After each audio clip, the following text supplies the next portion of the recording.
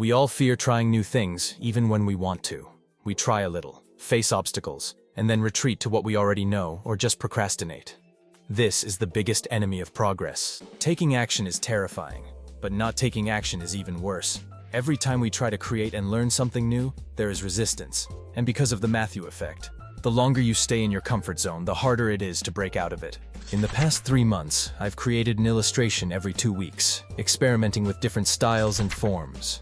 Before this, my progress was slow, but I've realized some methods that can help. In this video, we will discuss why resistance exists, why some artists can maintain their passion, and how to progress with the least amount of resistance. Why resistance exists. When we use familiar techniques and processes, there are no obstacles. But when we try to learn something new, it becomes incredibly difficult. We might endlessly save tutorials on YouTube, or buy some courses, get excited by its introduction, and then give up when we encounter something hard to understand, then to buy another course. This doesn't lead to progress. The book, Thinking, Fast and Slow, explains this through 2 thinking systems. System 1. We don't need to consciously think about our daily route home, how to turn the steering wheel, when to hit the gas, or when to brake. Often we find ourselves back home without even realizing it. When these activities become habitual, we require little effort to execute them. The same applies to drawing. Using familiar processes for line art, shading, and listening to music, time seems to fly by. But when we try a new method, we face enormous resistance. You may have seen my composition video. If you hadn't encountered composition before, trying to use this knowledge in your work would be challenging. This is normal. This thinking process is System 2. System 2 requires a high degree of focus. It demands self-control, which gets depleted over time.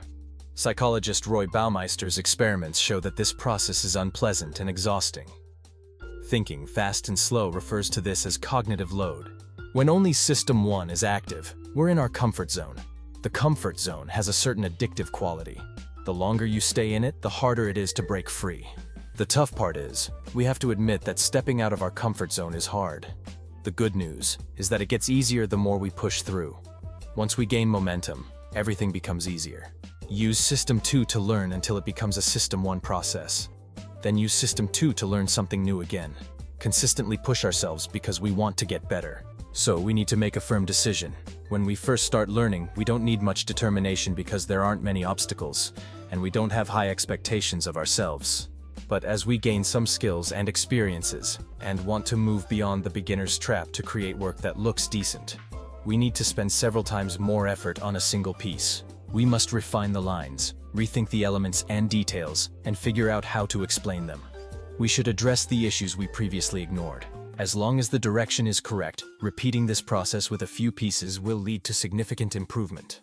Determination is key. If you truly decide to win the game, every problem will be solved.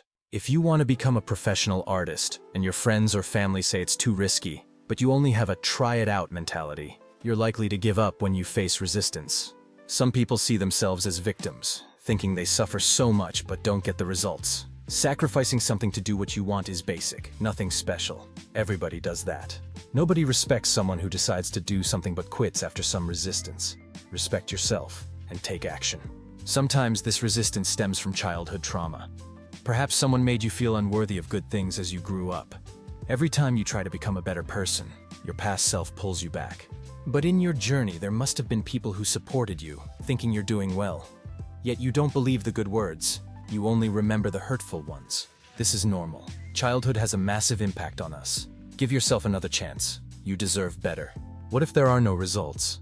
This is tough to endure and is why many people give up. Before a video goes viral, I created over 70 videos, each taking about 10 hours. After a year, I only had 400 subscribers, and many videos didn't even reach 100 views.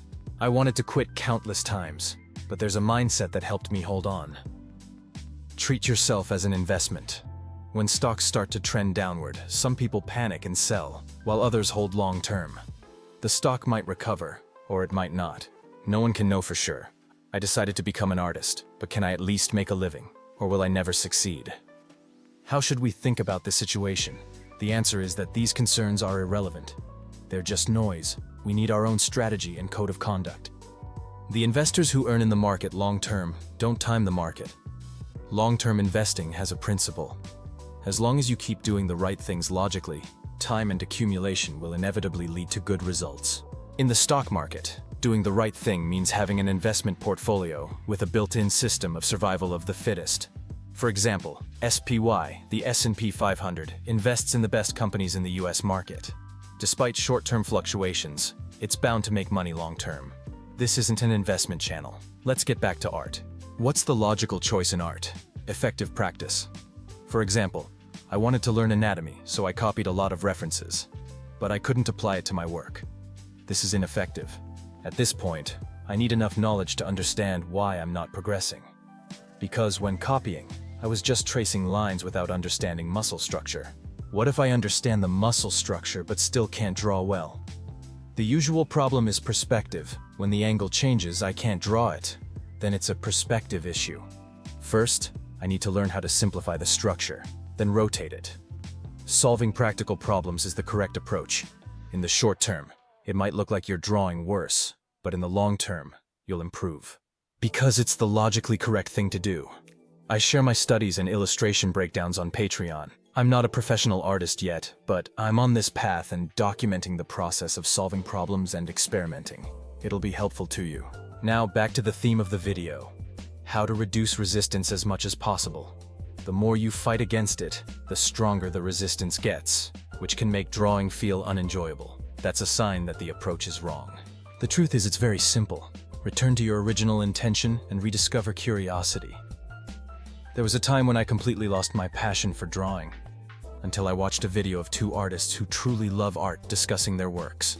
What touched me the most was how they kept repeating something like, してもこう表現正しい煽ってる顔っていうのは、やっぱりどんだけ描きたいかね。そうなんですよね。で、あと、正しいうつむき顔ね。ほんと描きたいよね。